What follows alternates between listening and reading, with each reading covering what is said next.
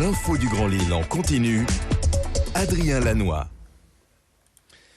Bonjour à toutes et à tous et bienvenue sur Grand Lille TV. Il est tout juste 7h30, on est en direct bien évidemment. Bon réveil à vous et bon appétit aussi si vous prenez votre petit déjeuner en notre compagnie. Bon courage surtout si vous partez travailler mardi 24 janvier. Et la météo tout d'abord, c'est encore une journée nuageuse et froide qui s'annonce. Il y a surtout beaucoup de brouillard ce matin dans la région, dans la métropole lilloise.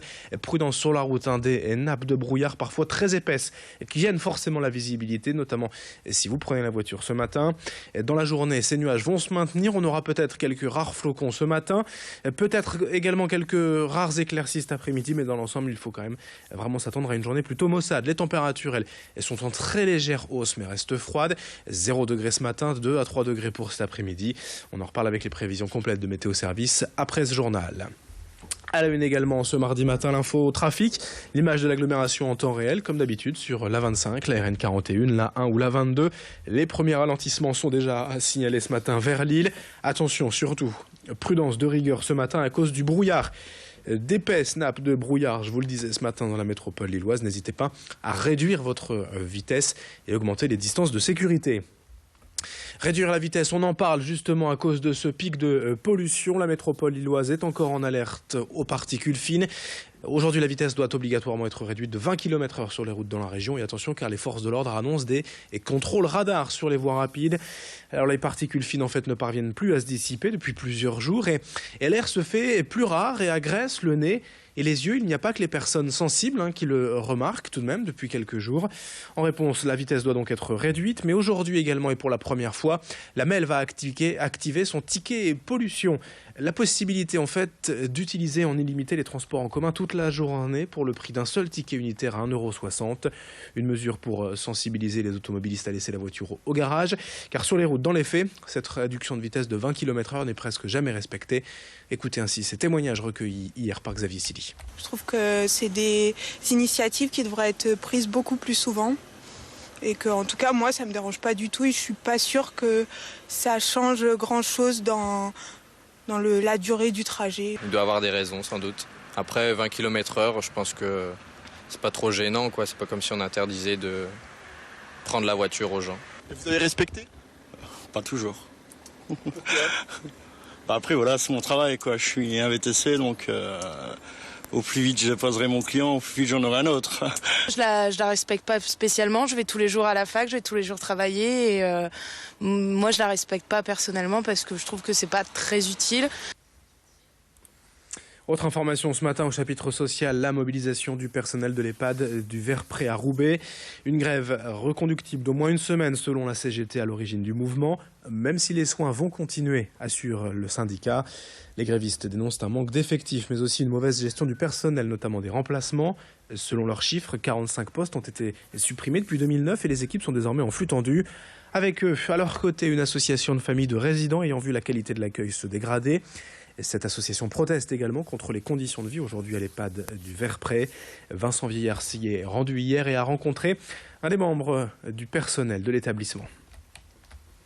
Il faut savoir que depuis 2010, 2011, 2012, on a perdu 45 postes sur les 3 structures de gériatrie, il y a un sous-effectif notoire, qu'il y a beaucoup d'arrêts parce que les gens sont épuisés, sont en burn-out, sont en dépression, développent des TMS, des troubles musculo-squelettiques. Ils sont appelés tout le temps, ils n'ont plus de vie de famille.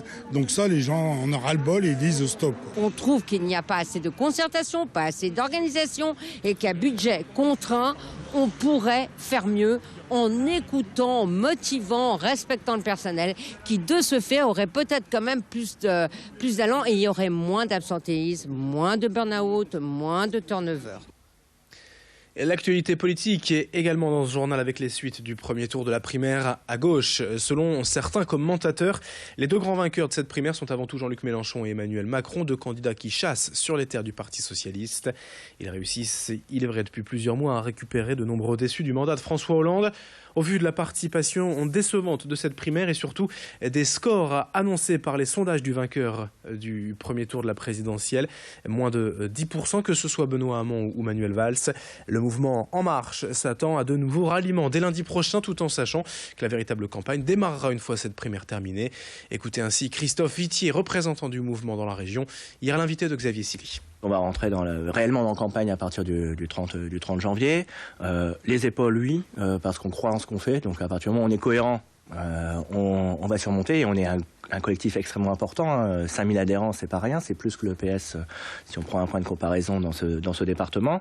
Et puis par ailleurs, sur la riposte, nous, on prend la bienveillance. Je pense que la société est suffisamment violente pour que celles et ceux qui veulent présider aux destinées publiques ne rajoutent pas plus davantage de violence dans leurs propos. Et donc, on ne sera pas dans la cogne ou dans le tacle permanent.